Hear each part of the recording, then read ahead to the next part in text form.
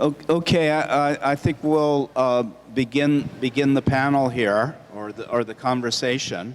The first part of the conversation was about Punk magazine, which had a tremendous impact on the visuals, on punk visuals, and on the Ramones. Now we're going to get a little more specific. This discussion is about Arturo Vega.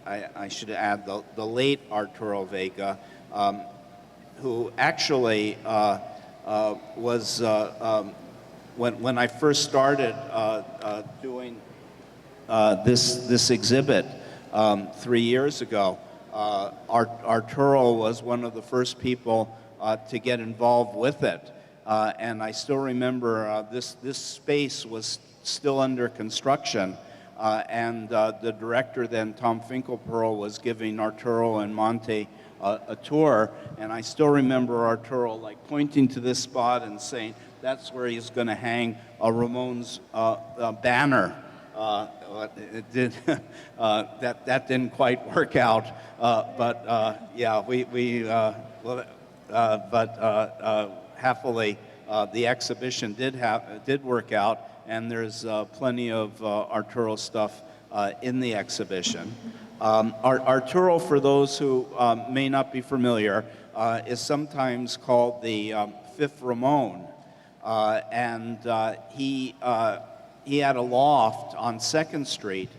And by sheer chance, in I think 1974, Dee Dee was visiting someone in the floor above him, and wandered into Arturo's loft, and that began the friendship of first Dee Dee and Arturo, and then Arturo's relationship with the Ramones. He's sometimes called the fifth Ramone.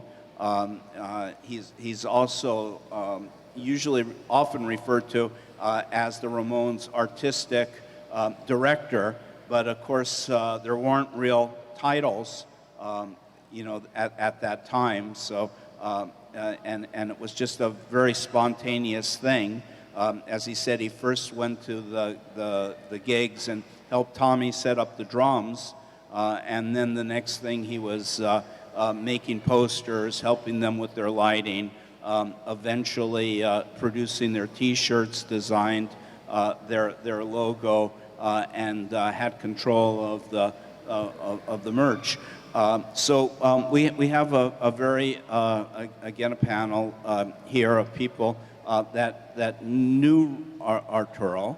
To my right here is Chris Stein, who in some ways he is a co-founder. I guess I should repeat it, since not everybody was here for the introductions for the first panel.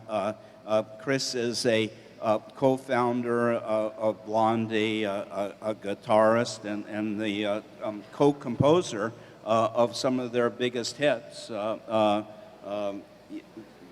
had them, Heart of Glass, Rapture, Ripper to Shreds. I could go on. But Chris has another side to him. That side being that he's long been a photographer, and I guess in a lot of ways he was involved with Blondie, helping put out their visual image, in a way similar to Arturo putting out a visual image for the Ramones. So we'll hopefully he'll be able to expand upon that a little later. To my left here is Sandra Schulman, who was a friend of Arturo first in the 1980s. 77.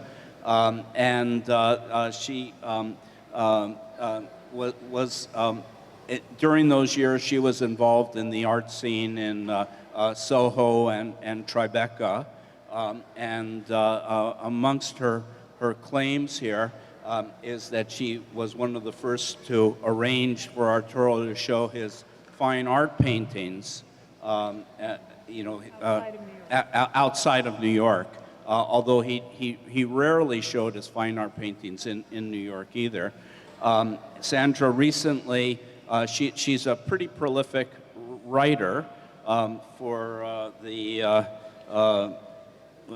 West Palm Beach magazine, hamptonsarthub.com, Variety, and the hamptonsarthub.com, especially for this panel, because she just wrote an article on the Ramones logo. Okay. No, nobody ever explored it. Okay. And then to the far left there is Ted Riederer, who's an artist. A lot of his art deals with music. One of his projects is Never Records, which is like, I guess, kind of half performance, where he travels to different places and records people. And he's going to be going off to Jordan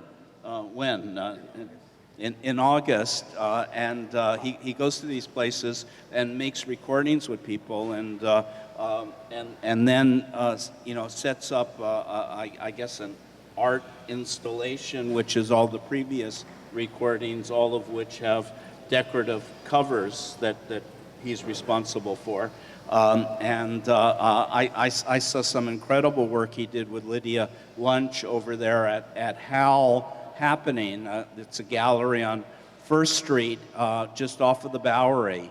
And Ted just happens to be the gallery director.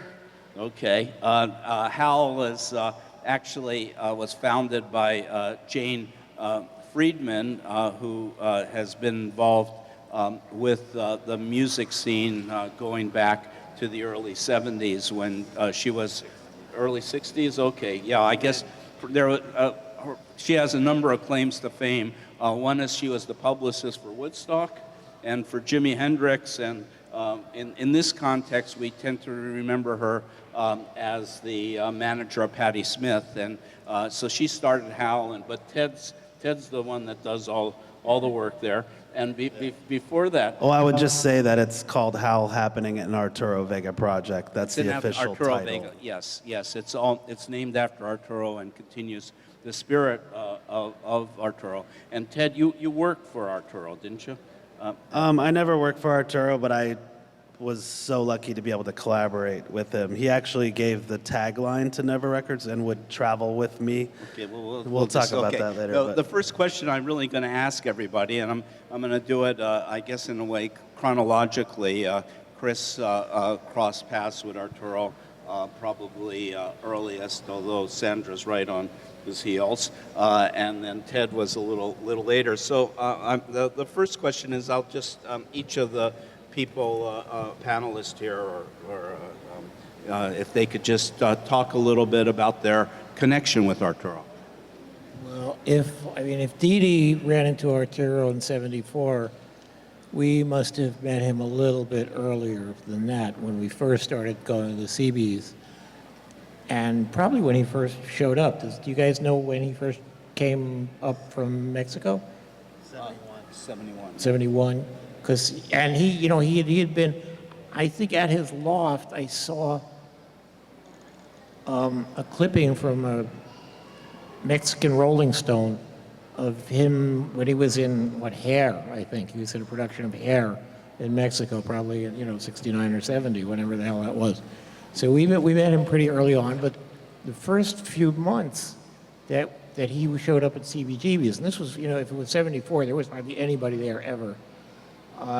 This guy would show up in a very neat suit with a Mexican wrestling mask on. But every time he would show up, he would have a Mexican wrestling mask on, and nobody really knew who the fuck he was. One of those, Lucha Libre style things. And that was Arturo, and that went on for quite a while. And eventually, I think I can't say there was a moment when he showed up without the mask that I remember, but there must have been some moment. And, the rest of it is just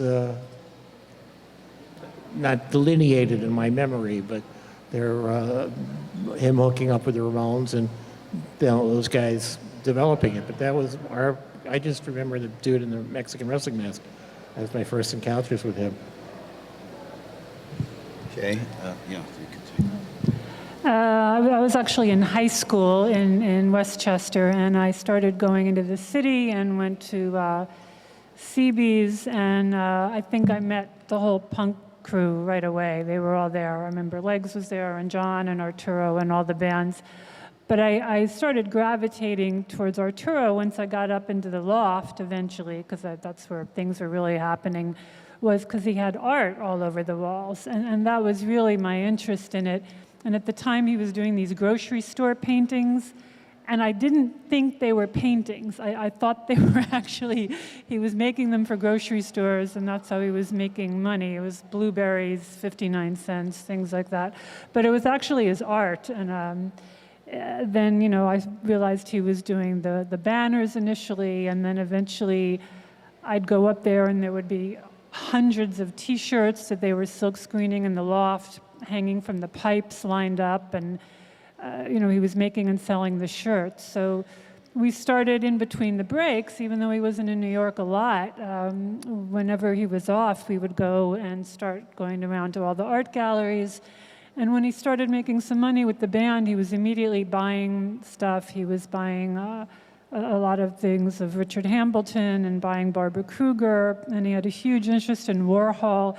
The connection with a lot of it was he really liked the words with the image. That was his big thing right from the beginning, was the power of the words and using them in art.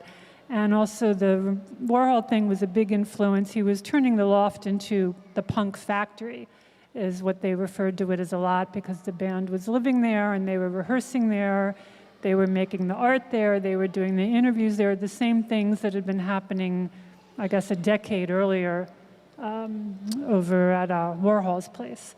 So it stayed that way right up until the end. It was open house all the time. It was always his art studio, and he lived there for 30-something years, from the early 70s up until he died. And but yeah, it was a great, fascinating place. So he helped back one of my first galleries in 1983.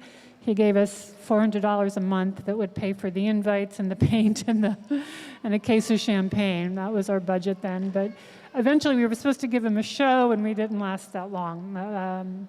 So years later, when I got down to Miami Beach, I gave him a show at a gallery I was working with down there, and he packed all the flag paintings and the word paintings in the top of the Ramones equipment truck, and when they came down on tour to Miami Beach, the paintings were in the truck, and he had the truck pull up to the front of the gallery, and he pulled them out of the top of the equipment truck. He had the roadies get them, and we put them in the gallery, so that was fun. I met Arturo in 2004, which was kind of a weird period. Johnny Ramone had just died. And Arturo had sort of made this declaration that he was going to rededicate himself to his visual art practice. So I was really fortunate. I'm what's known as one of Artie's kids, which there's probably hundreds of them around the world. But Artie's role in the Ramones was much like his role in our artistic community, where he was sort of a mentor, a mother, a brother, all kinds of wonderful things. So we used to do a one-night art show in the East Village called for the Antagonist Movement at a bar called Niagara, which used to be King Tut's Wawa Hut and A7 before that. And Arturo was an active member of this East Village art collective and would encourage young artists, simply by cooking for them if they were hungry. He fed me all the time. He bought paintings from me when I was poor, helped me, think of art, solve art issues, art problems, and you'd be over at the loft and there'd be a 21-year-old and a 70-year-old, and he was just always sort of at the center of his community, which I kind of fantasize that's what it was like back in the 70s too. But maybe you can speak more to that. Okay. This is too many microphones here. No, Arturo was first and foremost an artist, but one that got lured into the world of rock and roll. I'm wondering, I know that we have here one of Chris's photos, an early photo here of Arturo. I'm not sure what that flag is. But let me just hand the microphone to Chris, and I'd like him maybe to try to recapture a little the spirit of what became to be known as the Ramones Loft. It was really Arturo's Loft, and when you see pictures of it, you see all these people hanging out. The Ramones used to hang out there. The people of Punk magazine hung out there, and judging from all the photos that Chris took over there, I imagine also members of Blondie. The flag is probably something it's a light up American flag, like thing you would, I don't know, use it for Christmas or your house. And Arturo was always very much about this found object aesthetic.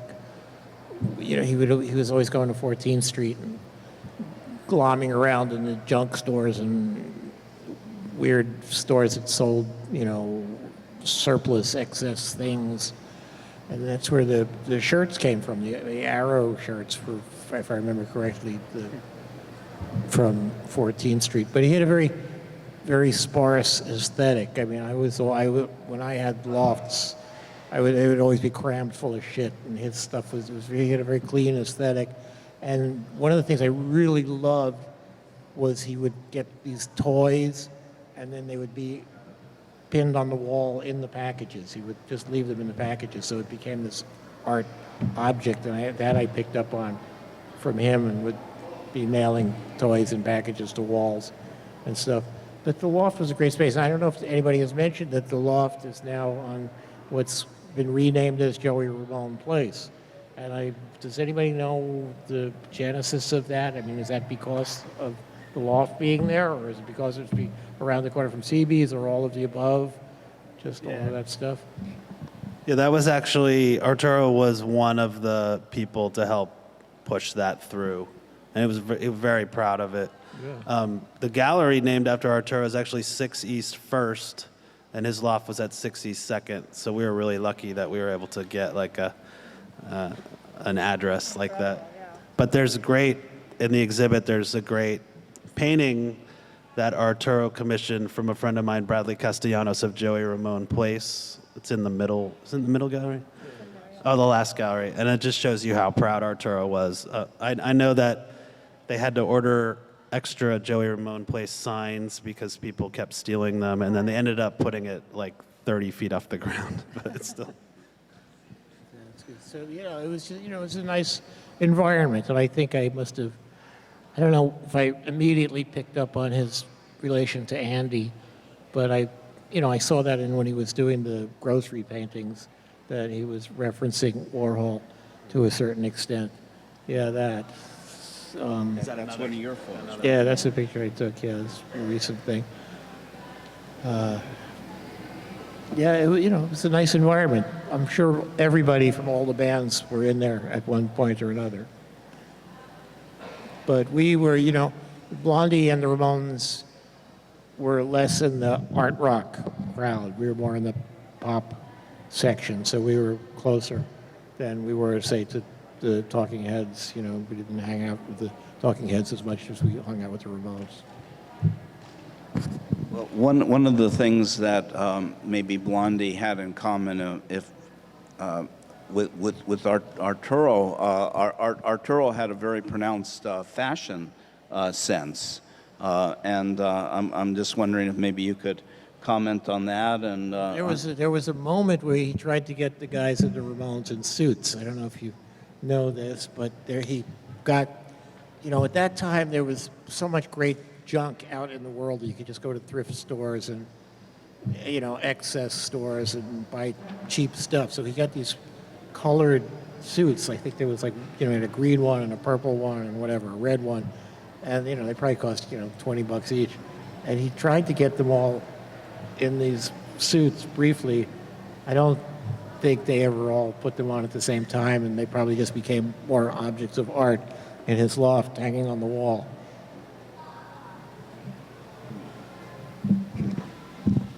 Now, the other point of connection, which you briefly alluded to, was Andy Warhol. Arturo was creating art before he met the Ramones, and as you could see, it's not a very it doesn't show it well, that photo. We'll see something later. His supermarket paintings, which were essentially the kind of signs that you find on the wall of supermarkets, and he realized that was inspired by Andy Warhol, and in a lot of ways, Arturo connected to Andy Warhol. Blondie was a group also that had strong connections with Warhol. Warhol never did a portrait of the Ramones, but he did one of Debbie Harry. Yeah. Well, Debbie was more commercially acceptable at the time. The Ramones arc has been very long, and they just never got the credit they were due early on, and it's taken all this time, in spite of the shirt being completely ubiquitous. I mean, the fucking shirt is everywhere. It's always been everywhere. But I see, Homeland Security logo to me comes more from the shirt than it does from the government seal. I swear that somebody in Homeland Security referenced the Ramones logo, even though it's the back of a quarter and it's the Great Seal of the United States. It just was a genius moment in art history of Artie figuring that this thing was going to become what it did. I don't know if he knew what it would become. But I have never been to a festival or a club or anywhere where there's not at least one or two people with the damn shirt on. It's everywhere in the world. It's crazy. Yeah, and one of the funny things is, for those of you who saw the Sunday Times today, there was an article about Jeff Jampol, who's managing the Ramones, or managing the Ramones legacy. And right there in the middle of the article, I mean, Jampol not only manages the Ramones, but it's the Doors, Janis Joplin, Tupac, and recently Kurt Cobain. So it's a very impressive roster. But somewhere in the middle of that article, all of a sudden they start referencing Arturo. Because since he's managing a legacy as opposed to a live functioning band, things like the T-shirts and those kind of ancillary products, which loomed very large in the early history of the Ramones and many of the other groups, but continue to loom large, maybe even larger after the passing of a group. This is another photo by Chris taken in the loft there, showing an early banner that they created. And I just wanted to, maybe Chris could talk a bit just about visual branding and the importance of putting the name on a banner behind the group. Well, there was something really clever about the Ramones name, because I knew Tommy from Mercer Arts Center from a band called Butch, I think, and I ran into him one day, and he said, "I heard you found this place downtown to play," which he meant CBGB's, and I have this band called the Ramones, and there was a moment where I thought they were a Latin band, because it just sounds like that.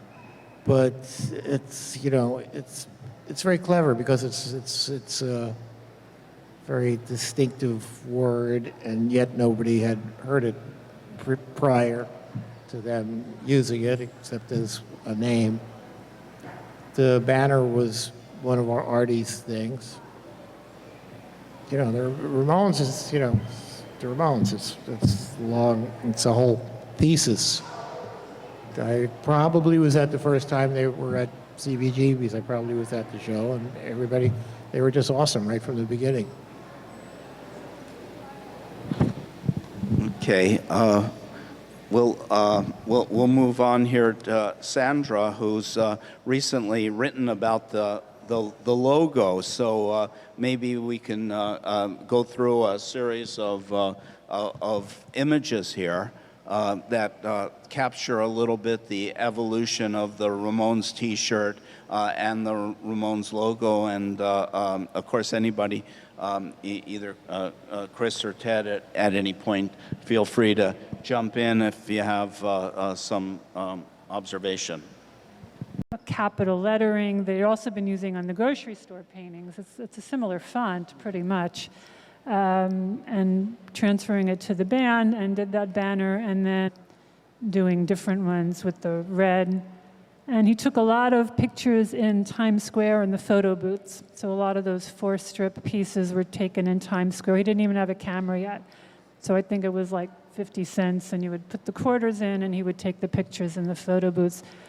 So then it starts getting a little more interesting. Robbins on 14th Street. I wish Jimmy Webb was still here. This is pre-Trash and Vaudeville, and it was apparently this weird cheapo men's store. Did you guys shop there? Men and boys. Were you, congratulations for remembering the name, because I'm not... I found a photo online, one photo that exists. No, that totally rings a bell. And all this, the shirts... From Poland, all this weird stuff from overseas. Before everything was coming from China, they had overstock of 60s merchandise. Overstock is the phrase I was looking for, yes. And all this weird stuff. And Howie Pyro said he shopped there, and Paul Zone. Everybody went there pre-Trash and Vaudeville because they had see-through plastic raincoats and shirts with weird patterns. So Artie zeroed in on this shirt. There was another one that you had in the banner photo that Dee Dee has on. It's a slightly different pattern, but it was also red, white, and blue. So Artie bought a bunch of these shirts, and he really loved that, I guess, the graphicness of the arrows. So these were a lot of the photo booth shots that and then he found this belt. It looks like a white leather, white patent leather kind of belt with the eagle. So he did a lot of shots with the arrow shirt and then the eagles. So the iconography was always kind of there. It's coming. It's percolating in there. And so he started printing the shirts with just the Ramones logo, just the words, and then the eagle. So I don't know if you have that as the next one. All right, well, there it's starting. You've got the strong graphic words and the... This thing was the first... I was on a... graphic thing, poster thing, whatever. It was a flyer. Flyer. It was for a flyer. It's in the show. Yeah, that's one of them, So it's coming.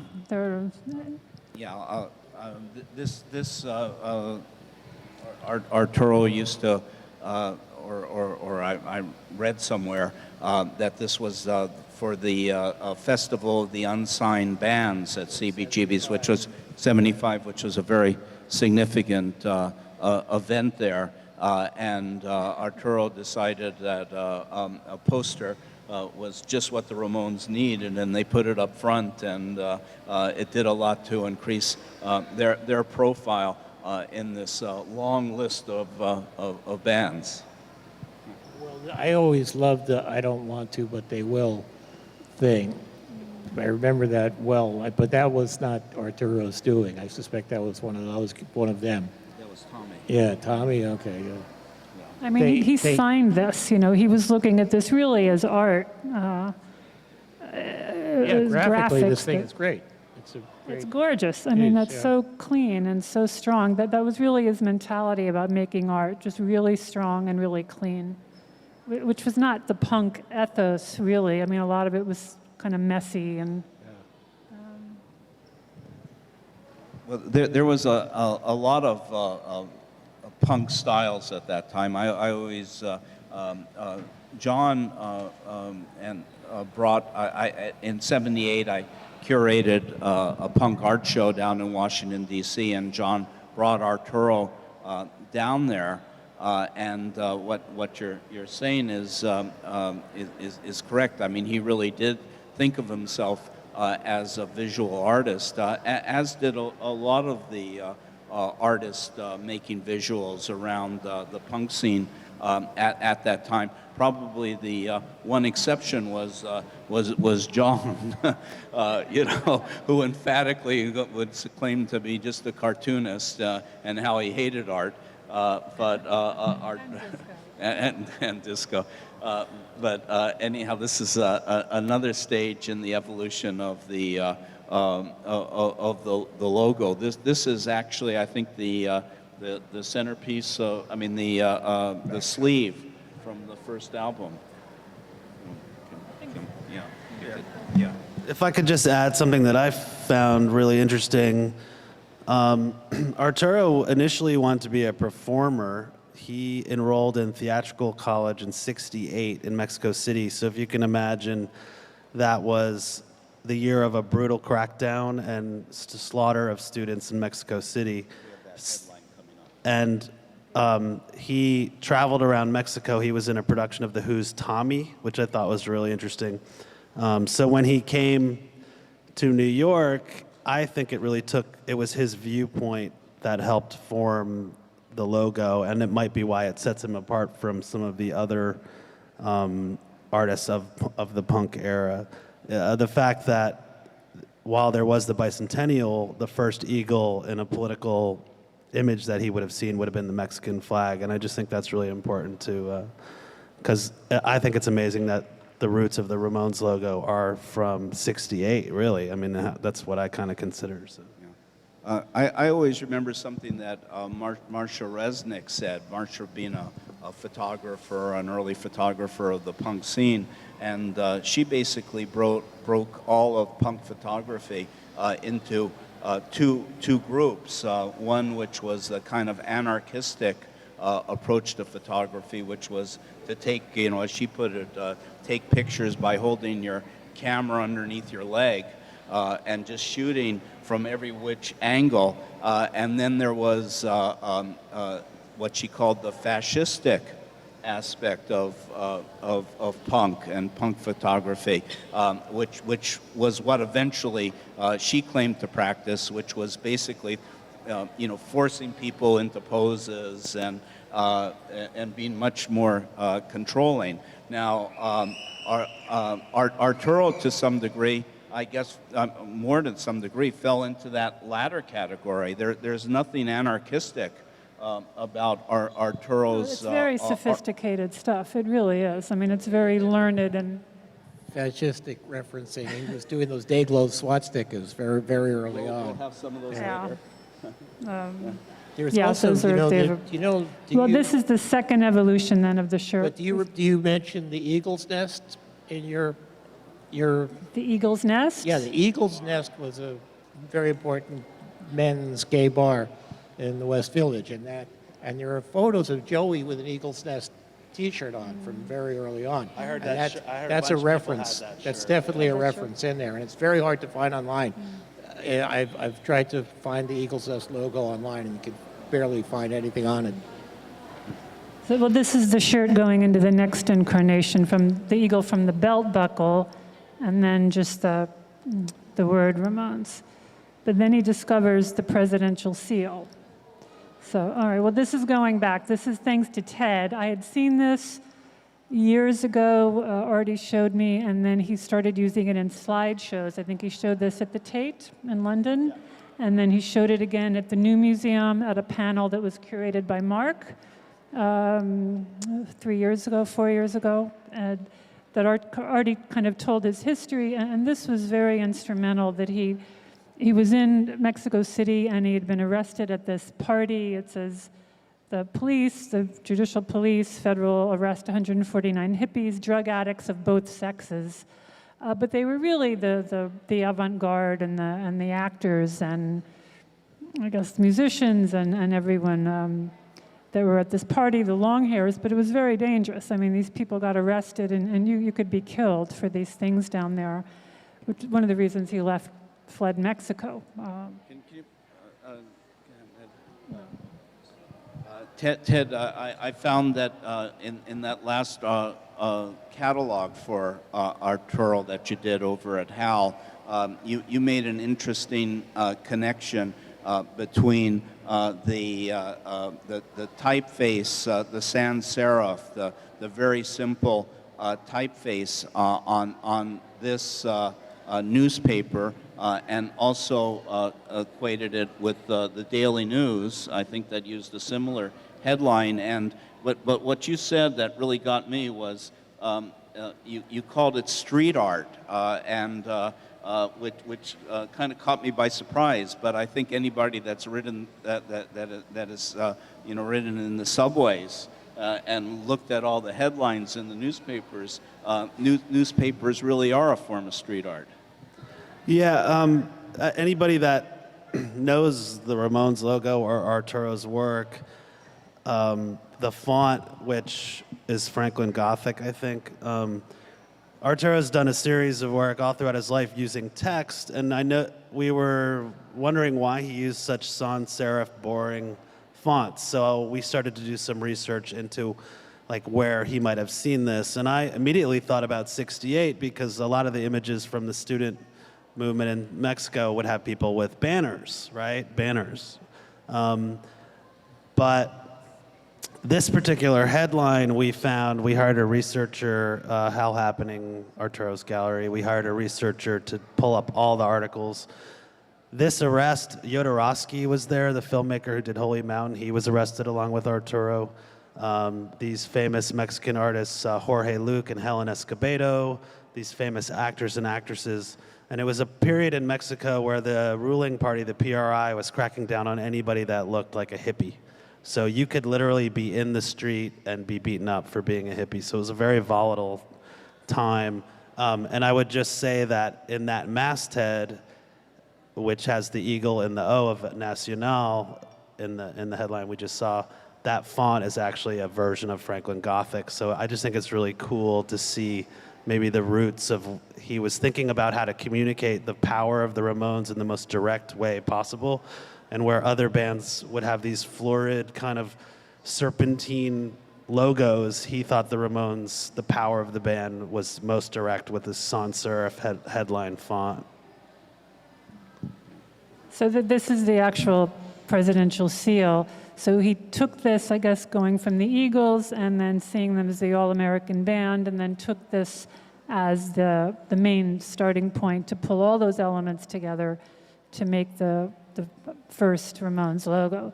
So he did change it quite a bit. It's interesting to see them side by side. You could actually just look over there to the wall Right to over there. see how the Ramones What a luxury. logo evolved.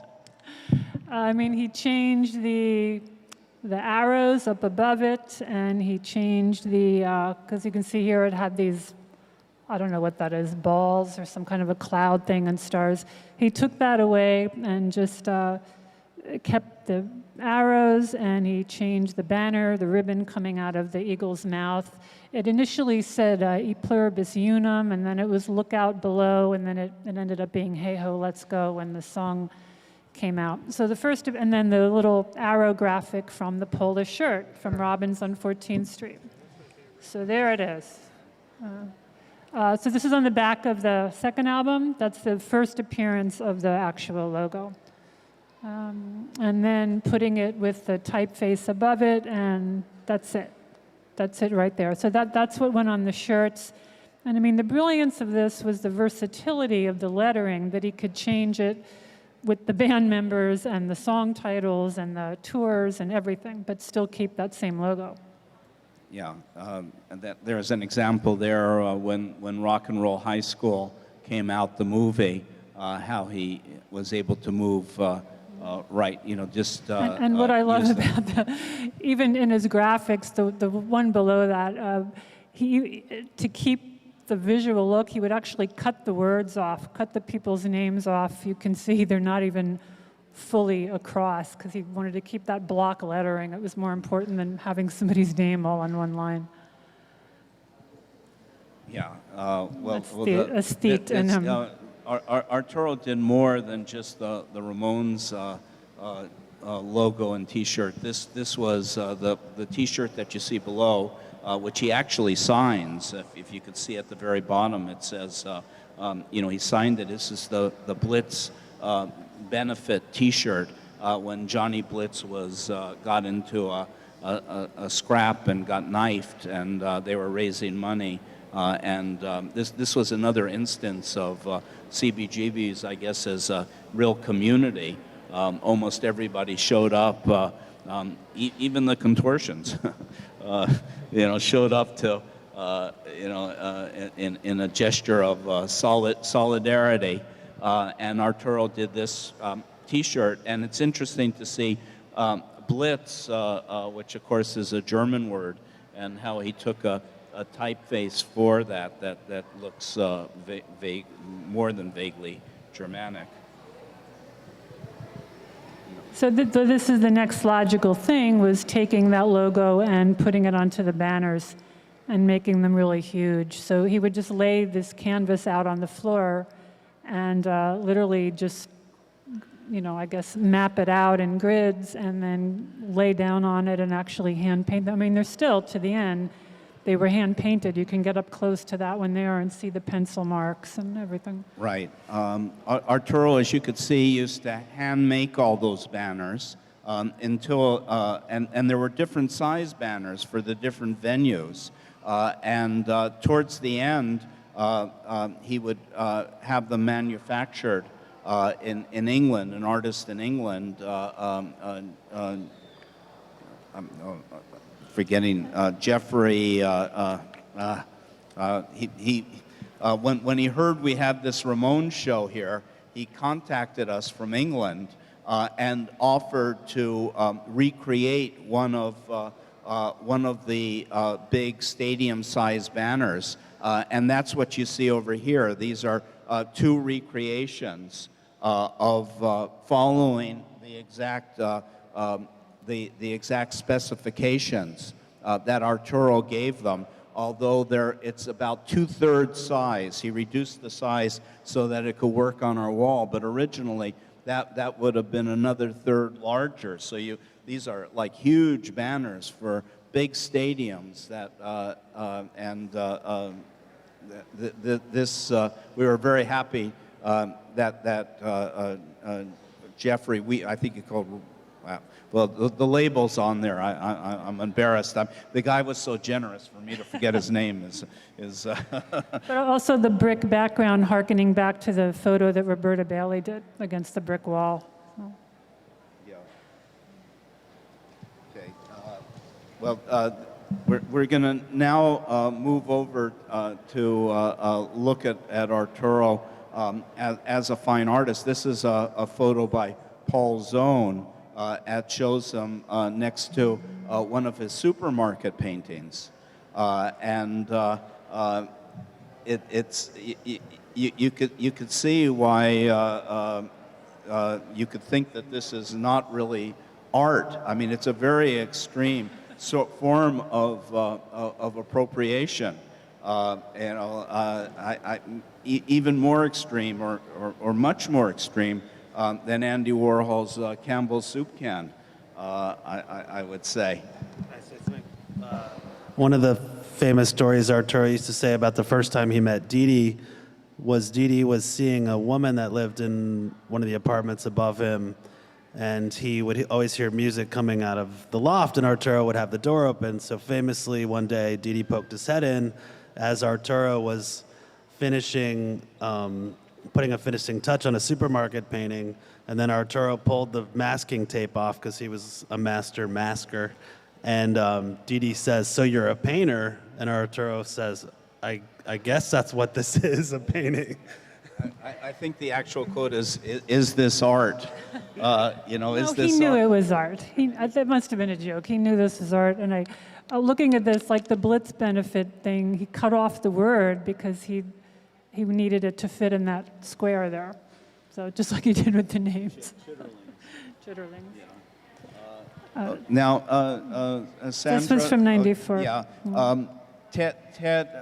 Sandra was one of the first to show Arturo's fine art paintings, and and knew him in those years, and knew his the conflict that he had between working for the Ramones, which literally meant traveling I don't know how many months a year, but quite a number. And Artie famously was at all 2,700, whatever shows the Ramones did, except for the two he was in jail for.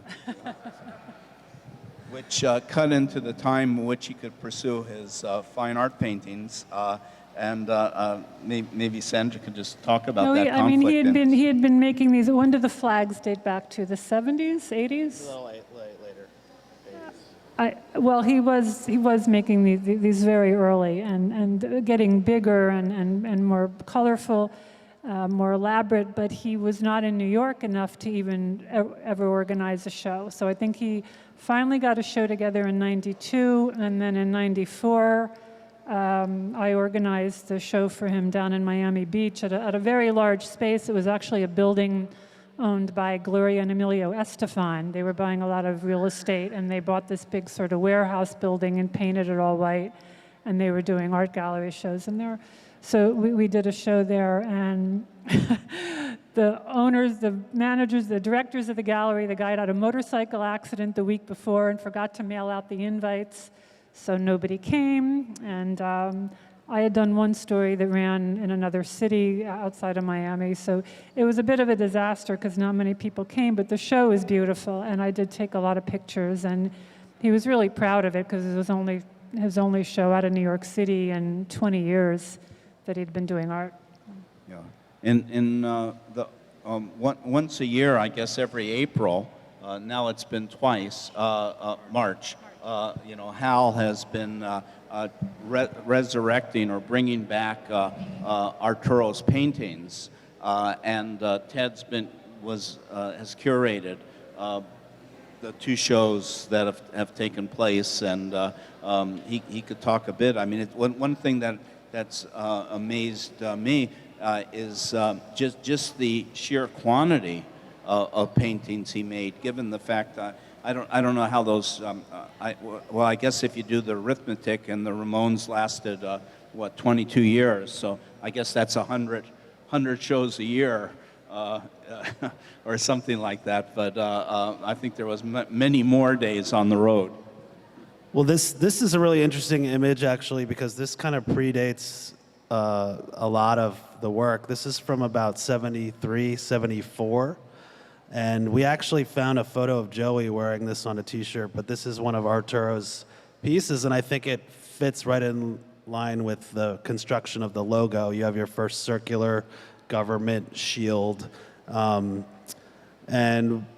at Howl happening on Arturo Vega Project every March, as Mark said, we do an Arturo Vega show. This coming March, we're going to show the supermarket paintings.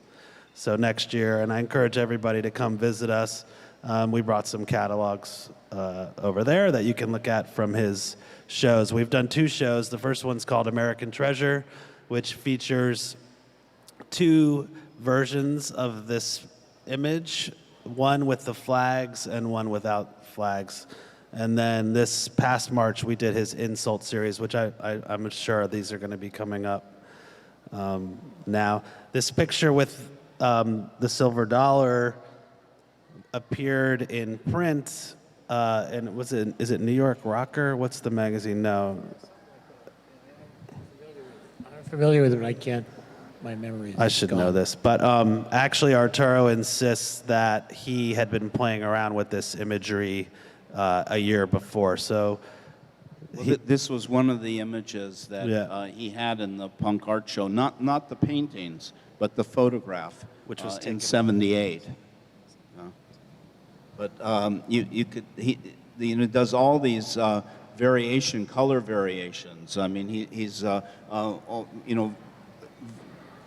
very obsessive with minor changes, and not afraid to repeat himself. How many of these paintings exist? there's probably over 100 of these silver dollar paintings. Yeah, and they're not They're small. large. They're very large. How large? 80. What they're doing in feet? What is that? 6 feet Tall. 6 Yeah. feet tall. These are like about These four. are by- yeah. these are silk screen, but the flags have painting underneath with his masking. You can see his masking underneath with the flags. Yeah, these are the ones that involve the flags, and you know, he definitely had a knack for coming up with these iconic images, whether it's the Eisenhower silver dollar with the eagle, or working with flags, or you know, and his sense of color is really extraordinary. Yeah, and I would say that when we unwrap these, they look like they were made last week. They're totally fastidious and so well done, and I guess it's a testament to the plastic nature of acrylic that it can stand the test of time. Like, Well, also anybody that was in Arturo's, you know, loft. This was a very fastidious guy. I think you could see it from the photos of him. But you know, when you think of a loft with a bunch of punk rockers hanging out, and also where they're producing T-shirts, you probably imagine a mess. It was very neat, yes. Totally neat. And Well, he would make these, I mean, dozens of them, and then just wrap them up and put them away in storage. I would, every week you could come there and it was like a completely different wall hanging, you know, installation going on. And I'd say, where did the paintings go? Because I knew he wasn't selling them. He would just make them, wrap them up, and put them in storage. And he ended up having a lot in storage in Brooklyn for a long time. He had thing there, and a lot of it got damaged in Sandy, right? In Hurricane Sandy, the warehouse flooded, and he was just desperate to get over there to see what had been ruined. It was really awful. this is the last series that Ted curated. This is called the insult paintings. so he was obsessed, I would say, with sloganeering, headlines, words, obviously. And he did a bunch of, he revisited these kind of, he called them word paintings. This particular body of work that we showed in March was from the Insult series. But up until his last big work, which was a mural on the side of Quality Mending, a store on Prince and Elizabeth Street, that too, I think he would have considered a word painting, where he takes a lyric from the band the Bronx El Mariachi, the Bronx, that he met on tour with on the Warped Tour, and it says, "Life isn't tragic, love is just being ignored." So they weren't all pejorative or nasty, but this particular series is great because it's very bawdy and aggressive, and you can kind of see some of the Ramones spirit in them, I think. Right. I know, just rereading the catalog, you had quite a few contributors writing, so I'm not sure exactly who wrote what, but there was a lot of equations being made between these paintings and the Ramones.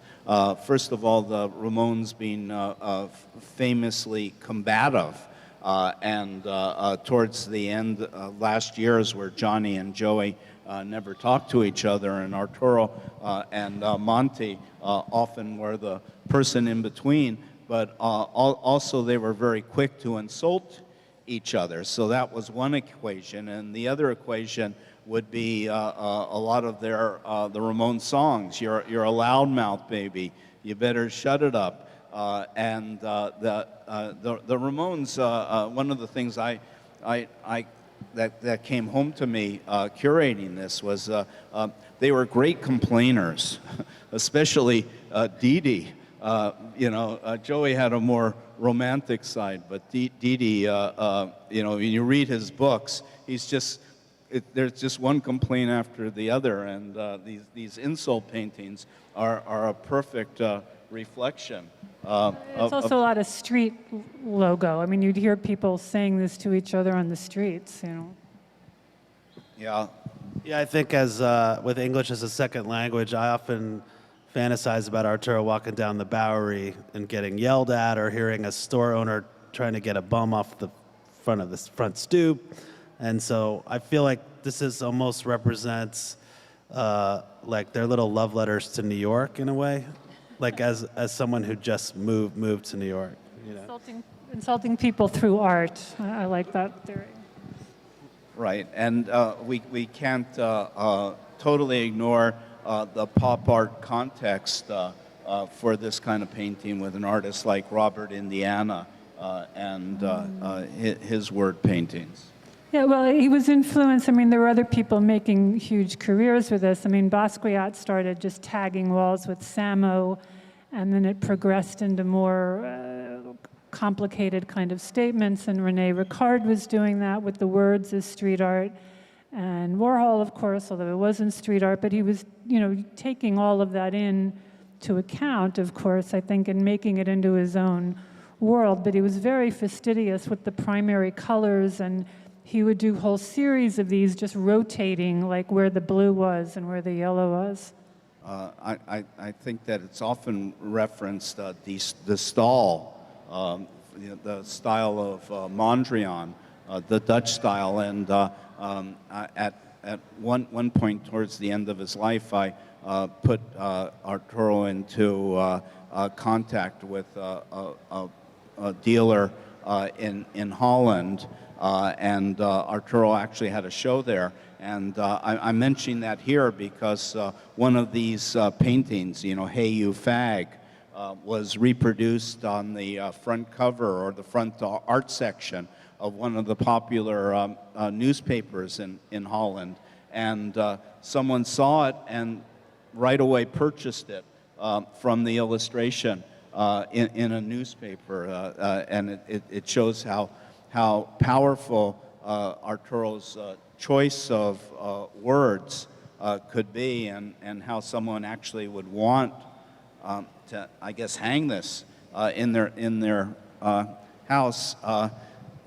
This is probably the best context, the insult paintings, to show his series of swastikas, which he is still kept a little bit. Is still kept under wraps. He kind of called this like a litmus test or a Rorschach test for people, that he had a whole wall of these in the loft, and he would judge how people reacted to them. That was kind of he liked to see, and he had a Jewish landlord who he said was horrified. But actually the history of this symbol goes way back before the Germans used it. The Native Americans used it. You can find it in Greek art. It's really more of a circular symbol and directions and the four seasons of life. It has a lot of connotations, but unfortunately when the Nazis used it, it became an evil thing, where before that it was not that symbol. You see this in Native American blankets, and you see it in all kinds of art. He said famously at the Tate that these were fascist detectors. So if you had a violent reaction for or against, it meant you were a fascist. So I thought that was really cool. Well, and the nice neon colors is nice. What these share with the insult paintings is an aestheticization of things that are generally considered repugnant, generally considered negative. And an attempt to neuter them through color and design. Okay, this is the last of the slides, the one that that Howl decided to make as a poster. Yeah, I mean, I would have thought that you would have done "Hey You Fag," but I guess you wanted something a little more uplifting. Yeah, we were gonna do "Hey You Fag," but we actually have done quite well with this print, so I think we made the right choice. I don't know.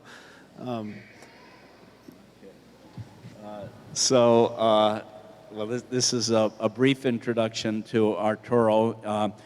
When you go through the exhibit, we'll have some questions here, anybody that wants to ask some questions. But when you go through the exhibit, take a look in that first room of the CBGB's poster for the 10th anniversary, which is a very effective design by Arturo, where it's a collage made out of all the advertisements for CBGBs and the Village Voice.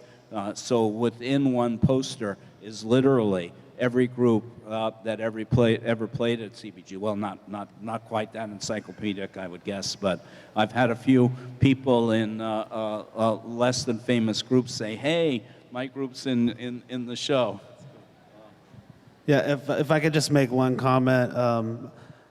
Arturo's work is amazing, and it spans decades.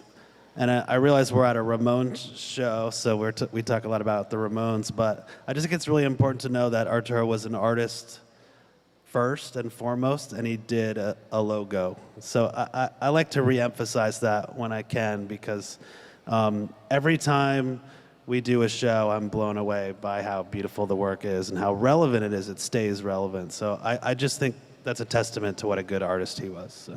Okay, we're going to open this up for a few questions, so I'll hand the phone here to Adrian, who could bring it out to the audience if anybody has a question. Does anybody have any questions? Great.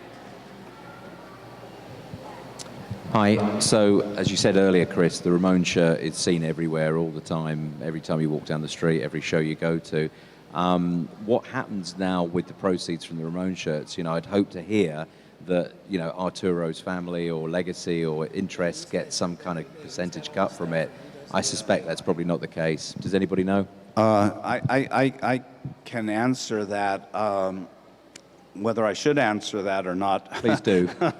is another story. But you know, Arturo originally, as the story goes, started making those T-shirts to pay his way touring, at which point he was getting 100% of the return. And I would say that the story of Arturo and the T-shirts and the Ramones is losing percentages over time. But I was recently told, which surprised me, you know, that it kind of came down at one point to the Ramones. The actual ownership of the Ramones was Joey and Johnny, and my understanding is it had gotten down to a third. You know, Joey, Johnny, and Arturo. And then it got a little more complicated after Joey died. And not totally, you know, to me it seemed a bit understandable, because who wasn't getting any cut of it was, and whose names are on those T-shirts. So after Joey died, there was an attempt to you know, spread it around a little further. At which point Arturo's percentage went down. My understanding, although I don't know this exactly, but I think that with his passing, I think it went totally to the Ramones. I'm pretty certain about that, but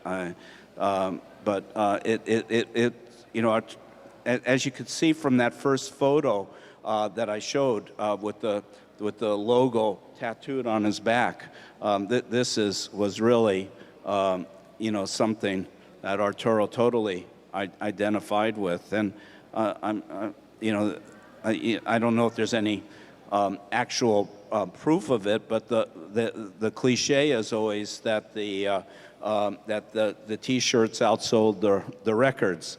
Maybe. I frequently thought that Johnny was more concerned with the T-shirt sales than the record sales, you know, which was kind of their undoing. But you know, I don't know. But you would be someone that would actually have an understanding of T-shirt sales versus album sales. It's not like Kiss. I mean, Kiss is the bar, that everyone aspires to. And Kiss invented merch, pretty much, you know. So I know no one else has gotten where those fuckers are. I don't know if I understand any of this shit. I try not to. Well, I know in dealing with the management at one point, with them trying to impress upon us what an honor and opportunity that we could do this show, that they threw out a figure, 280,000 T-shirts sold last year in Brazil alone. And I don't know if that's even beginning to be real. Well, that's a lot, you know. Yeah. Statistic. In 2005, Arturo told me that they sold 600,000 Ramones T-shirts for the year, which is a lot. I mean, I had figures also. I would leave shows with him sometimes, and he had duffel bags stuffed with cash. I mean, just he couldn't even carry it. And they were going around with this show to show. But he started doing a lot of big licensing deals. I was in Vegas with him once at a big trade show that he started commissioning out all the designs. It was, you know, way too much for him at that point to keep up with. And there was a company in Japan, Hysteric Glamour, that did some really nice, really high quality, unusual designs, silk dresses and bags. And I know they were doing upwards of $500,000 a month. 500,000 a month. There's really great knockoffs of the Ramones. I mean, do you everybody see One Direction has one? People were just like really horrified by the fact that these, you know, boy band that people are not too crazy about are using the Ramones logo. And I have a really great one, like a Japanese one, like an English type thing, and it's the logo, and then it just says "fuck you" instead of their names, and that's one of my favorite weird T-shirts. Are there other? Yes, I've got one. Could you talk about his work as a lighting designer and how that affected his artistic approach to that, and how that? I missed that one phrase.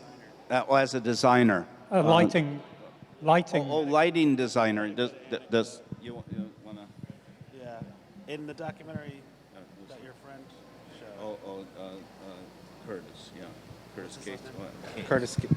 We showed some interview that Curtis Cates shot of Arturo, and he tells this famous story about similarly with the sans serif font and the unadorned sort of imagery that he felt best communicated the directness and the power of the Ramones. He would often just do white light for the band. So one time they were out in LA playing, and he was getting the rundown of the lighting board from the house guy, and the guy's like, we have strobes, and we got purple, and we got red, and we got yellow, and all this stuff. And Arturo said, no, just white light. I just want white light. And then a year later, the guy, I guess, did the lights. The house guy from that club did Van Halen's tour where they used all white light.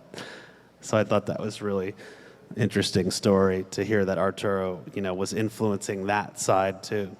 But he pointed the lights at the crowd rather than at the band. Yeah. Well, I know that during the early years, he found some of his inspiration from Albert Speer's Cathedral of Light, which of course was done for Hitler's Nazi Party early rally, the Nuremberg rallies, which again fits in very nicely with the eagle design, which was not exclusive to America or Mexico, but was also heavily used in Germany. Well, the Germans just ripped it off the Romans. It was a Roman motif that goes way back. Yeah. Well, these are like symbols of authority. And when you think about the Ramones as being a completely unknown group, that ego lends a certain stature and authority to them which you know, and it, you know, then the commanding presence they had on the stage. Are there other questions? Yeah. My question's very short and sweet. Rockaway Beach is my favorite Ramones song. What are yours? Yes, it was a Ramones song. Still is. No, he said, "What is Yeah. your favorite Ramones song?" What? That's his favorite Ramones song. What Oh, is- your favorite? Anyone want to comment? There's many. It's just like people ask me what my own favorite of our songs are, and there really is not one. It's like movements of a larger piece. You know, it's not. I like going down to the basement. It's so simplistic and basic, and addresses childhood fears and all that stuff. So. Okay, I guess everybody has to name their favorite Ramones song. I think I have two. Sheena's a punk rocker, and I Remember You. Those are my two favorites. Yeah. I like Down in the Basement. That's my favorite. Yeah. And then, Pet Cemetery. We used to perform Pet Cemetery. We perform Havana Affair, on and on. Yeah, I'll go for Pinhead, which was why I selected it to be the one written on the wall in there. And I always, of course, the roots of that song are the movie The Freaks, and it was the words "Gabba Gabba Hey" are the variation of "Gobble Gobble, we accept you" as a fellowship of freaks, and I always equate that to Lady Gaga in her early years, like talking about her little monsters. And the Ramones had their own little crew of little monsters. Any other questions? Okay. Yeah. Well, thank you all for coming. Now, I think Ted is going to set up back there a little bit for the little time that we still have left at the museum with the two catalogs that Howl has done about Arturo Vega, and as well as some of the other catalogs. Howl and also Chris has his book, Chris Stein Negative, collection of photographs that he took. So, well, thank you all. Thank you.